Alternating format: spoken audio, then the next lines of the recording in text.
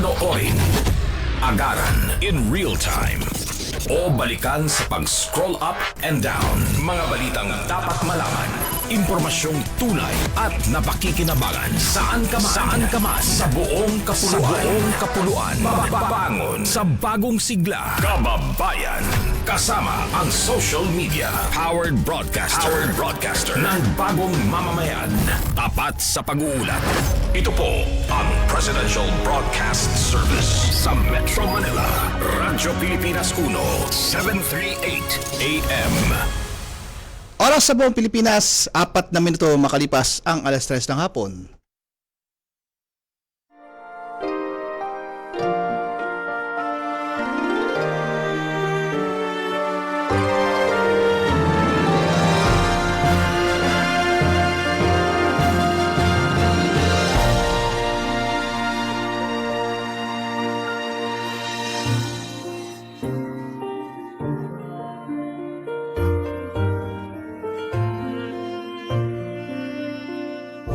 Magandang hapon po sa inyo lahat at welcome po tayo sa ating programang Kalinga Hatid ng Red Cross dito po sa Radyo Pilipinas. Ngayon po ay ika-21 ng buwan ng Abril. Kamusta po ang bawat isa sa inyo? Nako, napakatindi talaga ng init ngayon ha. Umaabot tayo ng 40, 41, 42 degrees ha. Talaga nga naman ramdam nyo na ba ang init sa inyong lugar? At syempre, gagaya niya na mainit din ang talakayan natin ngayon dahil napakahalagang itong pag-uusapan natin sa ating programa ng Philippine Red Cross. At bago ang lahat, nais natin pasalamatan ang bumubuo ng programa. Message of Justice. Okay, ang ating Presidential Broadcasting Service, si Director Bong Aportadera, si Sir Alan Alyanige, ang ating Station Manager, si Sir Ray Sampang, si Sir Oli Lopez na sa technical side, si Sir Maki at saka si Ma'am Joy na nasa technical side. Andyan din po si Sir Alvin Pelgone. At syempre, sa ating sa Philippine Red Cross, ang ating Chairman and CEO Richard J. Gordon, ang ating Vice Chairperson na si Governor Corazon Alma de Leon, ang ating Secretary General Dr. Gwen Pang, at syempre ang ating iba pang Board of Governors, Board of Directors ng chapters, at chapter administrator, ang mga 143 volunteers natin, at ang ating mga Red Cross Youth. Okay? At hindi na natin patatagalin, makakasama natin via Zoom ang ating laging kasama tuwing hapon. Walang iba ang ating Vice Chairperson, walang iba po si Governor Corazon Alma de Leon. Magandang hapon po, ma'am. Magandang hapon at ako'y natutuwa na magsisimula na naman ang ating programang Kalinga mula sa Cross. At to begin, merong message si dating Chief Justice Darion David Jr. na today, Sunday, the 23rd of April, and this passage open our hearts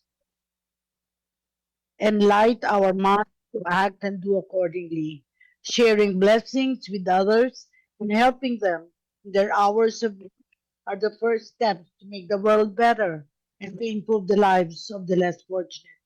At the same time, they would bring more blessings through joy, happiness, and peace to those who share and help. Remember, it is more blessed to give than to receive. God loves a cheerful giver. The more you give, the more you receive, for the Lord refills your cup of love with more, and Jesus, the Good Shepherd, will always hold you in His hands. Tama-tama, in-announce ko, Retired Chief Justice Hilarion Davide Jr. Pakilala mo na yung ating mga bisita.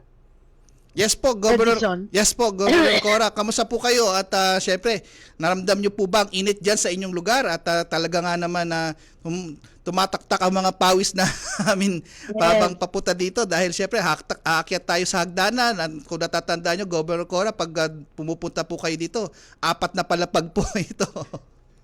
Hindi na, nagkaroon ng elevator. Hindi, wala pa po. Sira ngayon. Opo, sira po. Opo. At itong pag-uusapan natin, Gov Cora, talaga nga naman isa sa mga programa ng ating Philippine Red Cross na talaga nga namang binabalikan natin at laging nandiyan dyan po na utos ng ating Chairman Richard J. Gordon. Akalain nyo, gusto nating malaman natin ang mga kwento sa likod at saka sa harap ng mga taong nagsasagawa nito, Governor Cora. Ito po ay kalusugan at ay kayamanan na Health Caravan and Vaccination Program ng Philippine Red Cross. Meron po tayong 3 bisita. Una po ang ating National Field Representative ng Health Services ng Philippine National Headquarters. Siyempre po, sa headquarters po natin sa Philippine Red Cross, ang representative po pinadala ng ating kanilang manager na si Sir Mark Abrigo, si Charel Eunice Lazaro. Magandang hapon. Magandang hapon. Nakamute ka yata. Po. Laksan mo audio mo. Good afternoon po to Yes. everyone. Ayan. Thank you, Charel, for joining us this afternoon.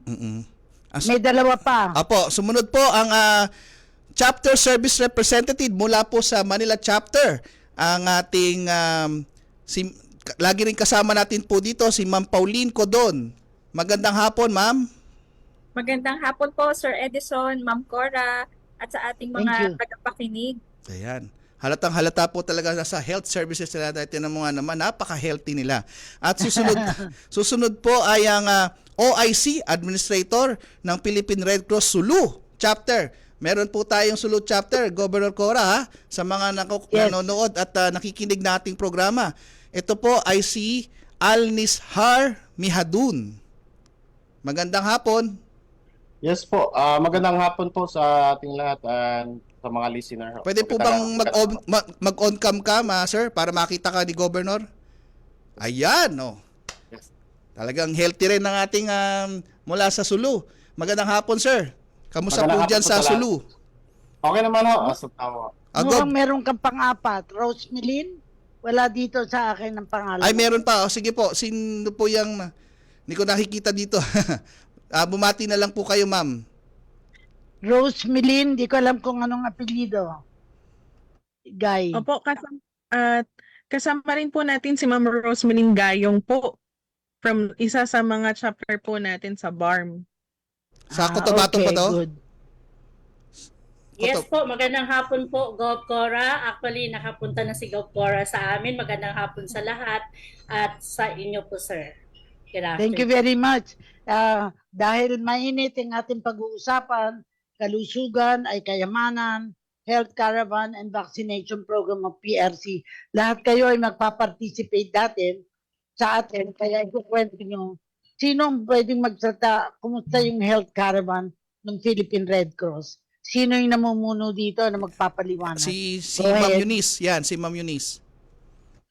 And so magandang hapon po ulit. So yung Health Caravan po natin, masasabi ko na successful kasi marami pong natutulungan, nakakapunta tayo sa mga iba't ibang community sa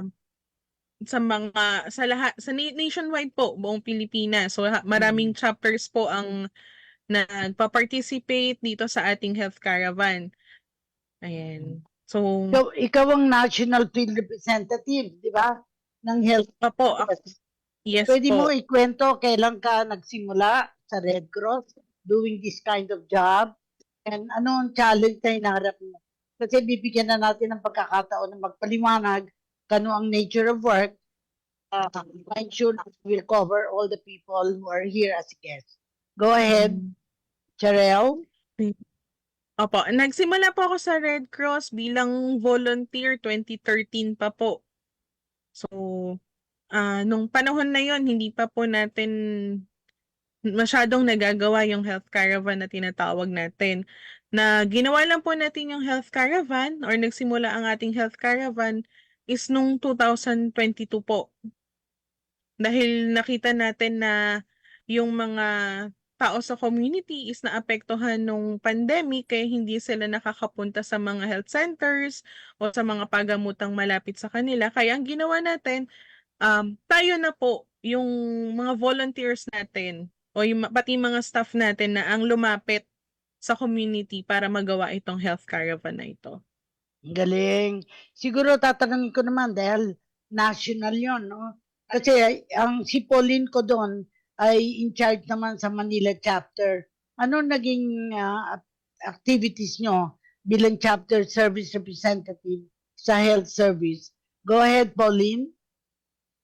Gov Cora, sa Manila chapter po, katulad po nung sinabi ni Ma'am Eunice, nagsasagawa rin po ang Manila chapter ng mga health caravan. On the previous years po, active din po ang Manila chapter sa mga mass immunization activities tulad po nung mga nakaraang taon, yung ating Chikiting Ligtas para sa measles and polio mass immunization activities. Nung COVID-19 din po, nag-establish din po ng mga bakuna centers ang Manila chapter para po tayo ay makapagbakuna ng COVID-19 vaccines. At sa ngayon po, pagkatapos nga po ng ating pandemic, tulad po ng sinabi ni Ma'am Eunice, nagkakandak din po ang Manila chapter ng Health Caravan sa iba't ibang barangay, sa iba't ibang communities and schools sa City of Manila. Ang galing. Si Alnizar naman, na Mehadun, ay officer in charge ngayon bilang chapter administrator ng PRC Sulu chapter. Magpaliwanag ka kung kailan ka nagkaroon ng ganitong assignment at ano ang challenge na hinaharap. Go ahead, Alnizar. Yes, ma'am. Go Cora. Yun nga ho, mula nung nag-graduate ako nung college ay nag-volunteer na ako agad sa Philippine Red Cross. And also during volunteer, yun nga nag-apply ako sa Red Cross as a chapter service representative. And now yun nga yung bakuna natin ngayon is na nag-support tayo sa DOH para tumulong para magbakuna sa mga bata. Oo. Siguro, papalawanag ninyo, in your own words, ang layunin, kahalagahan ng pagsasagawa ng PRC ng health caravan. Nakakailang health caravan na ba ang PRC? Ikaw naman si Rosemary ba? Rosemary? Rosemary Gayon. Rosemeline Gayong po. Apo. Sige, Rosemary, go ahead. Yes po. With regard sa Health Caravan po, marami po mga chapters ang gumagawa ng Health Caravan. Pero sa kasalukuyan po, ang Cotabato City Maguindanao chapter at ina-arrange pa po namin kung kailan ang schedule ng aming Health Caravan. Gawa nga po ng kami po ay involved ngayon sa mass vaccination regarding sa measles po natin. Siguro si Eunice ang makakasagot niyan nung layunin at kahalagahan at saka nakakailang health caravan na tayo. Ma'am Eunice? Ma'am Eunice? Okay po. So ano nga ba yung kahalagahan? So mahalaga yung health caravan kasi dito po, ayan, naririnig po ako? Yes. Liwanag.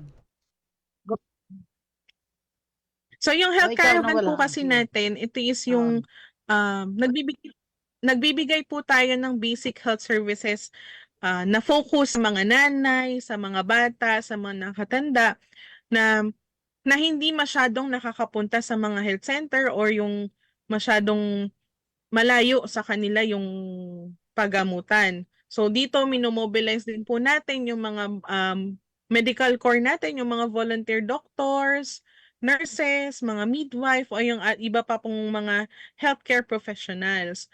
So kung yung kabuuan, so yung health caravan po natin, nakapag-cater na po tayo ng around 270,000 na mga tao. So simula Correct. po yan noong 2022. So halos 1,500 na po na mga komunidad yung napuntahan natin. May mga schools, sa mga barangay, sa mga evacuation center. So nag-health caravan din po tayo doon. Halos 900 plus na health caravans na po ang nagawa simula 2022. That's very interesting, pero siguro ang tanong, sino-sino mga ahensya or organization ang katuwang ng health caravan ng PRC? Kasi para ma-highlight natin kung sino ang tumulong sa atin at ma-recognize natin. Go ahead. Opo. So siguro mo lang po siguro nakasama po yung mga yung local government natin, nakatuwang natin sa mga health caravans na ginagawa. Nandyan din po yung mga city health office, municipal health office, and of course may mga private na companies or mga grupo rin po tayong kasama dito, katulad po ng Rotary, ng PhilHair ni Mother Ricky, yung Filipino Hairdressers Association. Katulad din, meron din pong mga Sogo Cares at iba pa pong mga organization na kasama. Maraming salamat, ano, pero siguro ito-focus natin. In the case of Manila chapter, Pauline, no, kayo naman ay merong ka-tie-up. Saan sa lugar pa naman kayo nagsasagawa ng health caravan at saan pa kayo mag-upcoming schedule na sa darating na mga araw o linggo? Go ahead, Pauline. Mostly po sa Manila chapter, marami po tayong health caravan na isinasagawa sa Tondo area kasi alam naman po natin sa Tondo area, diyan po mas maraming diyan po may mga pinakamalalaking populasyon yung mga communities. And aside from that, marami din po mga vulnerable people residing in those areas po. So we are prioritizing areas like that po. And aside from that, sa mga susunod na araw po, magkakaroon pa rin po ng health caravan. Kasama po dun sa health caravan na yun, hindi mawawala ang childhood immunization, pagbabakuna sa mga bata, at ng measles at polio vaccines. Sa amin po sa Manila, in the following week, de-deploy po kami ng mga volunteers po natin sa Parola and also sa Tondo area din po. Isa pong barangay sa may Tondo po. Magandang i-compare ang Manila sa Sulu chapter. Kaya tatanungin naman natin si Alnizar kasi siya ngayon ang officer in charge ng Sulu chapter. Ano naman nangyayari sa Sulu chapter? Kasi minsan narinig lang natin dyan labanan, patayan. Hindi naman siguro tayo involved dyan. Alnizar, di ba? Ano yung ginagawa nyo dito sa Yes Sulu po. chapter? Yes po, Gov. Cora. As of nung April 1, nagsimula na nga ho tayong nagbakuna sa dalawang munisipyo which is yung Holo at saka yung Patikul area. So sa Patikul, na-target natin yung mga 15 barangay sa Patikul. Like for example, yung Mahubo, Umangay, Anuling, and sa Holo naman is sa Holo is yung barangay Busbus. Which is from simula nung April 1 hanggang nung kahapon, we have total vaccinated of 7,316. Wow, alam na alam mo ang figures ha. Nagsasagawa po niya ang PRC ng pagbabakuna. Para saan ang bakunang ito? Go ahead, pareho kayo. Both sa Sulu at sa Manila. Ikukumpara natin ang Mindanao at Manila. Sulu muna. Tapusin mo yung kwento ng Sulu. Yun nga ho, Gov. Cora, nagsimula nga yung pagbabakuna natin nung April 1. So nag-deploy ho kami nung first day ng 4 na volunteer nurses natin and also support volunteer na 18. And nung tumagal, umabot ng hanggang ka-third day, so nag-additional ako ng 6 pa na vaccinator natin para yung mga area na may mga cases ng tigdas ma-follow up natin yung mga bata na mabakunahan and also ma-monitor natin yung status ng total vaccinated na mga bata sa area. So so far as of now, yung sa isang munisipyo natin is na target as per data ng RSU kahapon is nasa 98% na sila. So for now and for this coming day is magkakandak muna kami ng monitoring sa mga cases ng tigdas sa Sulu. Sa ano naman? Nakakatuwa na makita ang mga pictures, no? Nung pangyayari na yon. Kasi ako naniniwala na what you're doing must be captured in pictures para alam ng mga tao what really is happening. Of course, I would like to ask also kay Pauline, what's happening in the Manila chapter dahil pare-pareho yan, no? Whether in Mindanao or in Manila, ang pangangailangan ay pare-pareho. Ang nagbabago lang yung level, kung ganong mas marami o hindi gaanong marami, tsaka yung para marating yung mga malalayong lugar. In the case of Sulu, siyempre, mas malayong lugar, mas congestion naman ang sa Manila. Ikwento mo yung version mo naman sa Manila chapter, Pauline. Gov, sa Manila chapter po, sa kasalukuyan po, in general, may ongoing po tayong polio vaccine supplemental immunization activity. So nagsimula po ito noong April 15 at ito po ay hanggang May 15. So we are always in partnership po with the Manila Health Department. So lagi po tayong nakikipag-coordinate sa Manila Health Department patungkol sa deployment po ng PRC vaccination teams. Sa Manila chapter po, nagde-deploy po tayo ng around 4 to 5 vaccination teams. And in coordination with the Manila Health Department, sila po ang magsasabi kung saan po mas may pangangailangan ng tulong ng Red Cross para po mas tumaas po yung ating vaccination coverage in terms of measles and polio immunization po. So, ang City of Manila naman po, ang Manila Health Department ay strong government. And tayo po sa Red Cross, katuwang po nila tayo para mas ma-intensify, mas mapabilis po yung coverage ng ating measles and polio vaccines po. Gov Cora, Para sa... go ahead. Gov Cora, kasi kaya tayo nagbabakuna ngayon dyan sa Mindanao. Kung matatandaan nyo po, nung matatandaan nyo po, Gov Cora, nagkaroon po tayo ng balita ng nakaraang mga linggo na nagkaroon po ng outbreak ng polio ulit at measles yata dyan sa particular sa Barm area.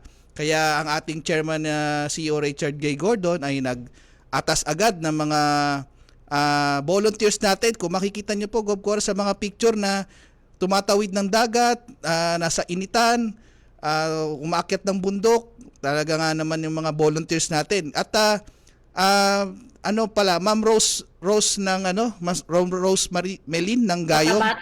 Oo, ano po yung mga team nyo? Ano yung binubuo ng mga vaccinator nyo diyan? 'Di ba? Ilang team 'yan sa isang team? Ilan ng miyembro? Yes po, ang ating team po sa Cotabato City, Maguindanao po, mayroon tayong dineploy na 10 vaccination team. Binubuo po ito ng vaccinator. Yung ating documenter din natin po, yung ating social mobilizer, at saka yung ating encoder pagdating sa RHU. Talagang tumutulong po yung ating mga volunteers para maisakatuparan ng RHU yung lahat ng mga plans at saka yung kanilang mga activity sa tulong ng ating Philippine Red Cross po. Sa kasalukuyan po, ang Philippine Red Cross Cotabato City Maguindanao chapter ay naka-vaccinate na po ng 3,481 sa Maguindanao del Norte lang po. Pero sa mga susunod na araw, tinitingnan po natin ang posibilidad na papasukin natin ang isang province din po na cover ng Cotabato City Maguindanao chapter, which is yung ating Maguindanao del Sur. So sana po tuloy-tuloy na magiging maayos sapagkat may mga challenges din po yung ating mga vaccinators pagdating sa implementation ng ating mga programs na gawa po ng may mga armed conflict din tayong dito sa area po. Kaya nga tamang-tama para sa kaalaman ng mga taga-Subaday. Ano ulit ang sakit at na tigdas at polio? Ikwento mo kasi baka yung iba hindi familiar. Iba ba ang tigdas at polio? Anong kaibahan nito? Explain nyo kung anong situation between tigdas and polio.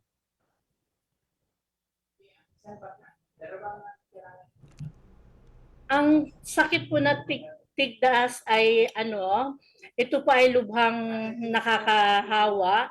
Ito po ay sanhi ng isang virus. Pangunahing mga sintomas po nito ay ang lagnat, katamlayan, ubo, sipon, tapos mapupula at makirot na mga mata, at minsan may mga pagpapantal po ng balat. So yun po ang Yung tigdas. polio. Yung polio naman, ma'am. Pagdating naman po sa polio, ito din po ay dala ng isang virus na lubha din pong nakakahawa, na mayroon po tayong mga na minsan pagtatay, pag mayroon din pong lagnat sa mga bata. Oo. Pero kung ikukumpara natin ang tigdas at polio, siguro mas maraming tinatamaan ng tigdas kaysa sa polio.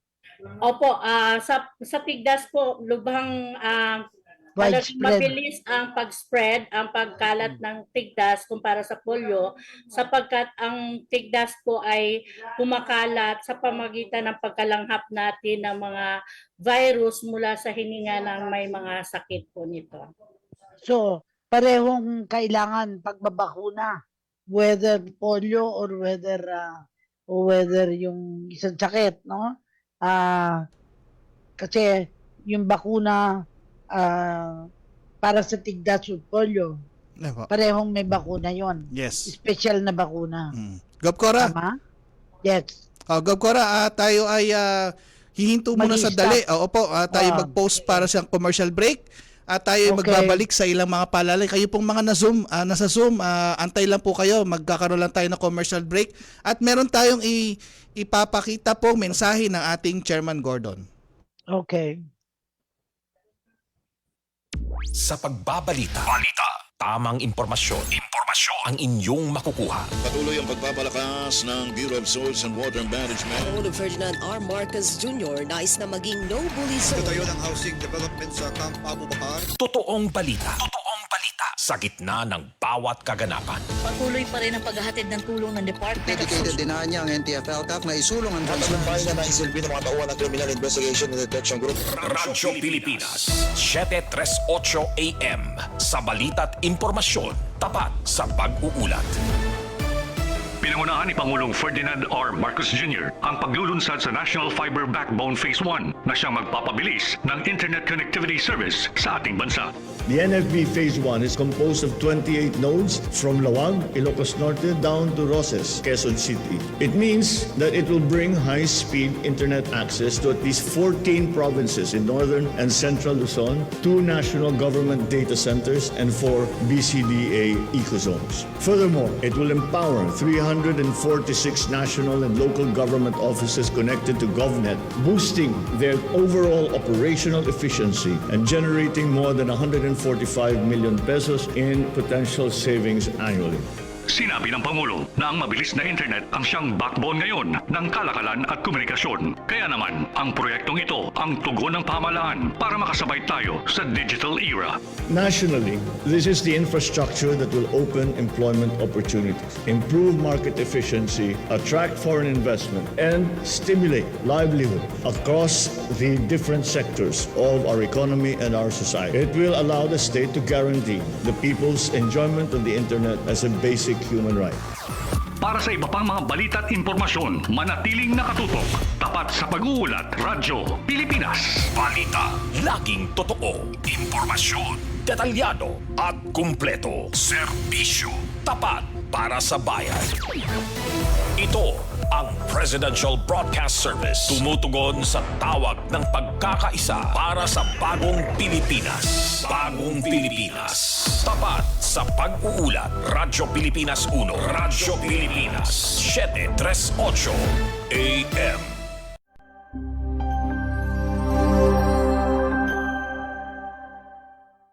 Well, you're combating many things in vaccination.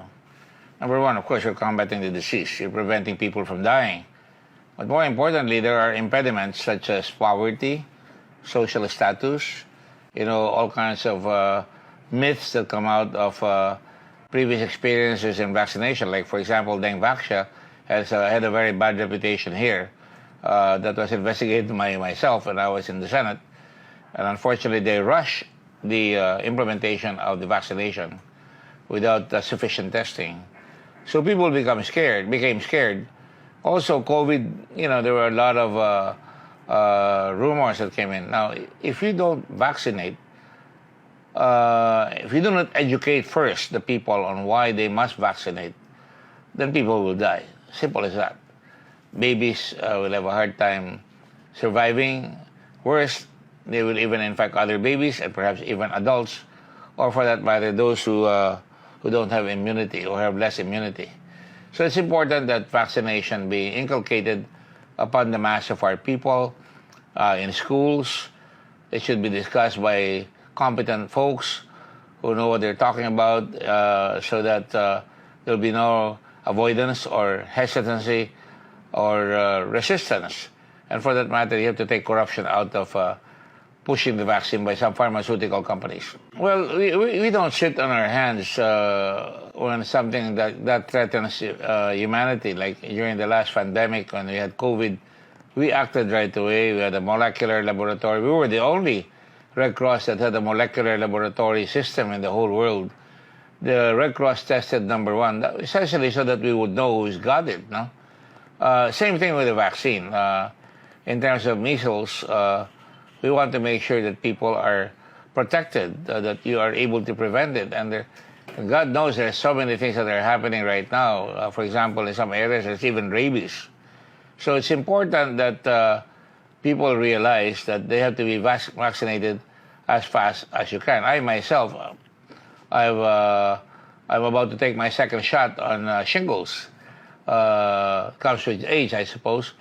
But if you want to prevent the inconvenience, you have to really study the science and make sure that you're in good hands. Of course, you cannot go helter-skelter into a vaccination program. Red Cross wants to make sure that the vaccine is indeed going to work, indeed it's not going to cause further poverty and further heartaches.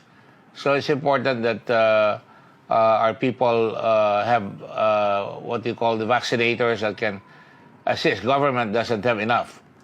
And our people have gone to the mountains. They ride horses to go there. They ride boats. We even have a vacuna bus, vaccination bus. We even had a vacuna is the word in Tagalog, vaccination station, so that people can have easy access to that. But more importantly, the important thing is we have to have information. And right now, in some places in Mindanao, for example, we're using what ICRC and the Philippine Red Cross is working on, what I call the VERV, the Volunteer Emergency Response Vehicle, which means that we can put people who are going to be vaccinated there. We're even making sure that people, young people especially, we're trying to experiment on putting balloons or clowns or maybe ice cream cones or popsicles so that kids will go and not be afraid of the vaccine shots. Alam niyo, sa mga dalampasigan ng tinatawag na nag-atubili o nag-aalangan, maraming mapupulot na namatay ng mga giyera. Nag-alangan sila eh. Ganun rin. Giyera ito eh. Digmaan laban sa sakit. At kailangan natin ng sapat na sandata para malabanan yan. Mapuksaw, yung tinatawag nating kumakalat na disease na makakamatay sa mga, lalo na sa mga kabataan na walang kalaban-laban. So napakahalaga na mga magulang na sumunod at binibigyan naman ng gobyerno ng libre yan, wala namang bayad dyan. Hindi importante yung bayad, ang importante, hindi na kayo gagaso sa ospital. Hindi kayo matataranta pag bumubula na yung bibig ng anak ninyo or yung mga nagkakasakit yung mga bata. Kailangan sa lalong madaling panahon magpabakuna at huwag nang mag-atubili o huwag nang mag-alinlangan. Okay tayo sa bakuna. Kaya ako, I lead by example. Nagpapabakuna ako, mga anak ko nagpapabakuna. Kaya okay tayong lahat. Okay kayo, okay ako, okay lahat. ang Chairman Gordon. yes, Gov Cora, ang ating mensahe ng ating chairman.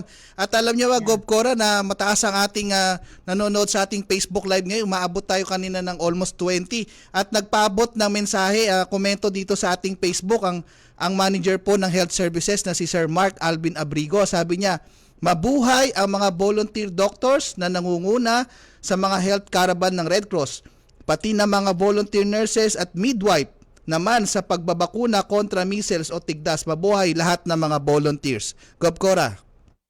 Napakaganda ng palayuan ng ating chairman and CEO, Richard J. Gordon. Kasi naniniwala ako na sa magitan ng ating pagbabalita ay nai-inform natin at ito naman ang purpose ng ating kalinga mula sa Red Cross, maunawaan ng mga tao ano ang ginagawa ng mga chapter natin. Katulad ngayon, privilege tayo na nandito yung National Field Representative, nandito yung Health Office ng Manila Chapter, and ang Sulu Chapter para malaman nila na ano yung ginagawa ng iba't ibang natin ng Red Cross.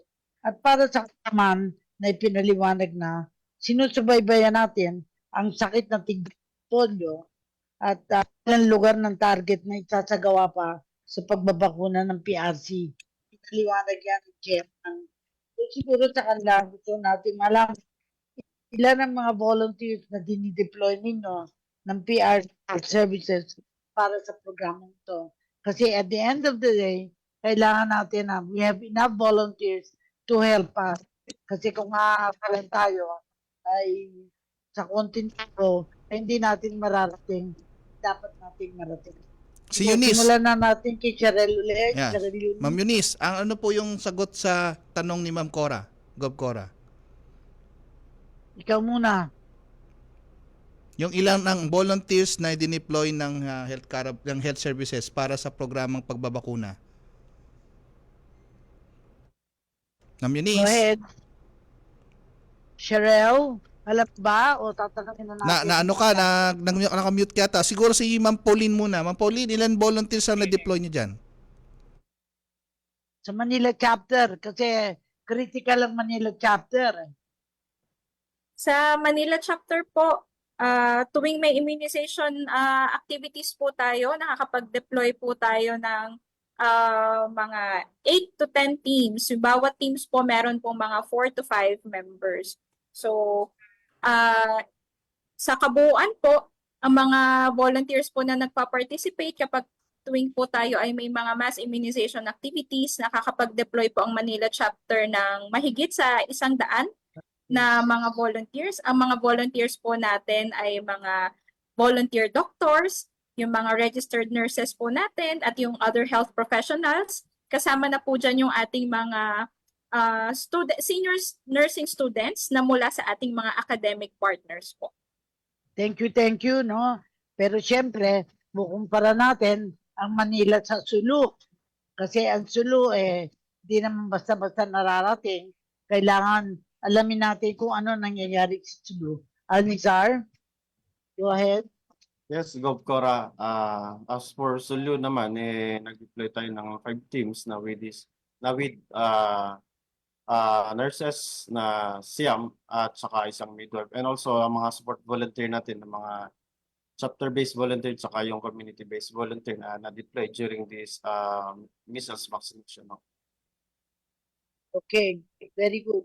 So siguro, meron pa naman tayong a few minutes ay anong challenges? Siyempre may volunteers, pero at the same time, ano pa yung mga challenges na hinaharap ng mga volunteers ng health sa pagsasagawa ng ganitong mga programa kagaya ng pagbabakuna ng health caravan? Kwento nyo kung ano naging karanasan ng mga volunteers ninyo at ano yung sinasabi nilang problema nilang hinarap at kailangan harapin din natin. Ma'am Go ahead. Ma'am Eunice, ikaw muna. Opo. Siguro isa sa mga na-experience po na challenge ng ating mga volunteers is yung pagtanggi ng mga magulang na pabakunahan yung kanilang mga anak. So, tumatanggi sila dahil maaring natatakot po sila sa magiging yung takot nila na sasabihin nila pag nabakunahan yung anak, mas lalo nagkakasakit, which is hindi naman po. So ang ginagawa ng mga volunteers, mas pinapaliwanag sa mga magulang kung ano nga ba yung kagandahan ng bakunang makukuha ng mga bata para maiwasan din naman po yung mga pagkakasakit ng mga bata. Si Ma'am Pauline, ano mga challenges dyan sa Manila chapter pag nagbabakuna kay Health Caravan? Tama po yung sinabi ni Ma'am Eunice, bukod po sa currently yung init ng panahon po natin ngayon, that is the primary challenge. Although kahit mainit, masigasig pa rin po ang ating volunteers na mag house to house sa pagbabakuna. Tulad nga po ng sinabi ni Ma'am Eunice, isa po sa challenges na kinakaharap ng volunteers ay yung hesitation nga po ng mga magulang na para tumanggap ng bakuna yung mga anak nila. And yung mga volunteers naman po natin ay well-oriented, well-trained para po sumagot sa mga agam-agam ng mga magulang para po kumbinsihin yung mga magulang magbigay ng mga tamang kaalaman nang sa gayon ay pumayag po sila na bakunahan yung mga anak nila. Para po, syempre, ang goal natin is maiwasan po yung mga nakamamatay na sakit na kaya namang i-prevent through the vaccines. Si Rosmeline Gayong ng Cotabato, ano ang challenges na hinaharap niyo dyan sa Mindanao habang kayo nagbabakuna? Yes po sir, actually sa Mindanao area or sa BARM area po, we are also sharing the same challenge sa katulad na nabanggit ni Ma'am Eunice and Ma'am Pauline, yung init ng panahon, yung refusal ng mga parents na pabakunahan ang mga anak. Dagdag pa noon po ay nung sinimulan ang vaccination para sa measles, ang ating mga volunteers, sila po ay nag-o-observe ng fasting or Ramadan, pero hindi po naging hadlang yun para sa ating mga volunteers na maipaabot yung tulong sa ating community. Isa din po sa challenge na sa BARM area po ay yung kalayuan ng mga bahay ng mga residents natin sa bawat isa. Kung hindi naman po yung pag-access sa mga areas na medyo mayroong kunting mga risk factors pagdating sa ating mga volunteers na access po. So, yun po yung nakikita natin sa mga pictures na pag tiningnan po natin sa ibang chapters ng BARM. Ang iba po namamangka, ang iba po talagang inaakyat yung mga bundok kung saan mapupuntahan yung mga bata. At saka yung iba naman po sumasakay ng kabayo para lamang po mapahatid natin yung mga tulong na papahatid ni Philippine Red Cross po. So, yun po ang mga challenges natin sa Cotabato City, Maguindanao chapter po. Okay, last na lang si Sir sa Sulu, si Alnisar Mihadun. Yes po, same din ho with the other colleagues. Yun nga din ho, with regards sa Sulu naman, is yung mga volunteer din ho natin na nakapasting, and also yung mga distansya ng mga bahay at saka yung mga malalayo na still pa rin na pinupuntahan pa rin ng mga volunteer natin. And also with regards naman dun sa nga init ng araw, alhamdulillah, yun nga is si Health Service nagbigay kaagad ng tulong sa atin na support para at least yung mga ibang lugar yun nga is mapuntahan and also mabisit. And with regards naman dun sa mga refusal, yun din, nagbibigay din tayo ng mga additional health information sa mother kung ano ba talaga, kung gaano kahalaga ang pagbabakuna sa mga bata. Gob Cora. Yes, siguro bago tayo magtapos, ikwento nyo kung saan kayo nagtapos at kailan kayo nag-join ng Red Cross. Kasi gusto kong malaman ano yung pinag-aralan nyo kaya kayo ay nakapagtrabaho sa Red Cross. Parang pang-welcome ko din sa inyo bilang Vice Chairman ng Philippine Red Cross. Simulan natin, Alnisar, kasi ikaw muli nagsalta. Saan ka ba nag-graduate at kailan ka nag-join ng Red Cross? Yan. Yun nga ho, ako po ay nag-graduate sa Notre Dame of Holo College dito sa Holo And also, I finished my graduate as a Bachelor of Science in Nursing. And then after pagka-graduate namin nga nung mga classmate namin, yun nga, nag-volunteer kami agad. Nung 2000, way back 2014 ho. Okay. Nag-join ka na ng Red Cross. Yes po. Okay. Si ano naman, Pauline? Gov, ako po ay graduate po ng Bachelor of Science in Nursing. Pinalad din po tayong magkalisensya. Graduate po ako nung 2012. Sa katunayan, magkaklase po kami ni Ma'am Eunice sa Metropolitan Medical Center, College Wow. of Arts, Science and Technology Kaya sa may naman pala. Santa Cruz, Manila. Very So, good. nagsimula, tulad po ni Ma'am Eunice, nagsimula din po ako sa Red Cross bilang volunteer noong 2013. Nung kasunod na taon po, tayo po ay ako po ay naging project staff na. Nagsimula din po ako sa Red Cross bilang project staff pagkatapos ko po mag-volunteer and hanggang sa naging technical staff po ng health services. Very good. Si Rosemary. Susunod. Si Ma'am Rosemary Gayong. Yes po, graduate po ako ng Medical Technology sa Dr. P. Ocampo Colleges Incorporated. Dito din po sa Cotabato City. Nag-join po ako sa Philippine Red Cross bilang detailed staff ng Department of Health way back 2012. Then after the project, yung detailed staff, I tried to apply in Philippine Red Cross and fortunately, binigyan naman po ako ng Philippine Red Cross na ng chance to be with them and until now serving Philippine Red Cross din po. Very good. Si Ma'am Eunice. Meron pa ba? Si Ma'am Eunice. Edison? Hindi, si Ma'am Eunice na lang Ayan. po. Opo. Sige. Cheryl? So, yun, graduate, yan, magkaklase po kami ni Pauline sa Metropolitan Medical Center. Registered nurse din po ako. So, pagkapasa ng board exam, nag-volunteer na po sa Red Cross hanggang ngayon, nandito pa rin sa Red Cross bilang isa sa mga technical staff na po ng health services. Okay. So, At the only thing I can say is, welcome sa inyo. Nag-guest kayo dito sa ating programa. At sana isipin ninyo, magagawa natin lahat ng bagay at hindi tayo nag-iisa. Go ahead. Opo, hingan na natin sila ng mga final message sa Gov Cora. Okay. Unahin natin po ang OIC Administrator ng PRC Sulu Chapter, si Sir Alnisar Mihadun. Yan ang pang-goodbye. Ayun nga, unang-una ako sa lahat.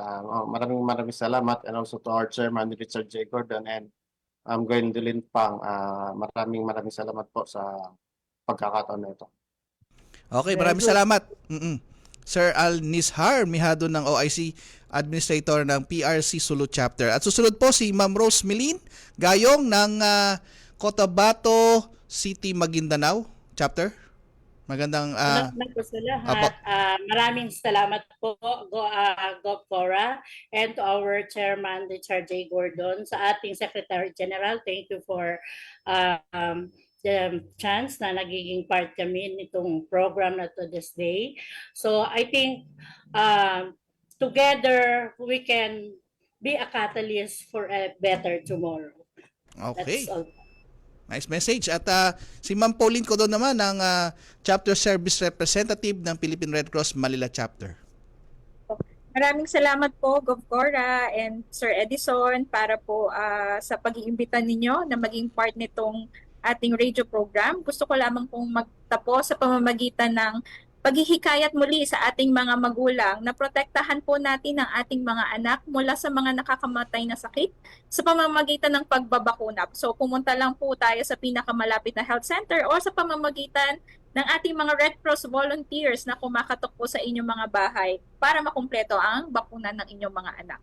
So ang matagumpay na kinabukasan ay nagmumula sa malusog na pangangatawan at iyan ang ating tunay na kayaban. Okay, at regards kay Ma'am Baby Cayetano ng ang inyong administrator. At panghuli po kay Cheryl Eunice Lazaro, ang National Field Representative ng Health Services ng PRC National Headquarters. Ayan. Thank you, Ma'am thank you, Gov Cora, Sir Edison, for inviting us maipaliwanag kung ano nga ba yung ginagawa ni Health Services sa ating komunidad. So, siguro masasabi ko po na nandito ang health services, pati ang Philippine Red Cross na handang tumulong sa mga komunidad na mas mapalapit pa sa kanila yung mga serbisyong pang-medikal na pwede nating ibigay sa kanila. And sa mga nanay na yung asahan nyo po na yung Philippine Red Cross Health Services, yung mga bakuna teams natin, mga doktor, nurses, midwives na lalapit sa inyo para mas mapadali or mapabakunahan yung mga anak nyo laban sa mga sakit na nakakamatay na maaari namang maiwasan sa pamamagitan ng bakuna. At regards kay Sir Mark Abrigo na I'm sure na siya ay kulang sa tulog din ngayon dahil nakita nga natin kagabi, Gov Cora, si Sir Mark at kasama si Sir Leo ay na-deploy sila sa PGH, Philippine General Hospital, matapos magkaroon ng isang sunog dyan at nagpadala po tayo ng ilang gamit dyan at sila Sir Mark Abrigo at sila Sir Leo, nakita ko po na nagdala ng mga gamit na nag-evacuate sa mga pasyente. Gov Cora, ang inyo pong final message sa ating episode ngayon? Para sa akin, napakalaga yung prayer for the nation na babasahin ko. Lord, let me be the change I want to see, to do with strength and wisdom, all that needs to be done, and from the hope that I can be. Set me free from my fears and hesitation. Grant me the courage and humility. Fill me with spirit to face the challenge and start the change I long to see. Even if I'm not the light, I can be the spark in faith, service, and communion. Let us start the change we want to see, the change that begins in me. Maraming salamat sa ating mga naging panauhin. Kaya tayo sa Kalinga mula sa maraming salamat. At yan na po ang ating edisyon ngayon ng ating Kalinga Hatid ng Red Cross sa Radyo Pilipinas ngayong ika-21 ng Abril. At syempre sa susunod na linggo magkita-kita tayo muli dito sa ating programa. At ito po si Edison Enriquez. At syempre susunod na ang pagbabalita hatid ni Sir Albert Sebastian. At kasunod po niyan ang programa ni Vance Fernandez, Pulso ng Pilipino. 5 minuto bago mag 4:00 ng hapon. We know you're always on the go. Pero ang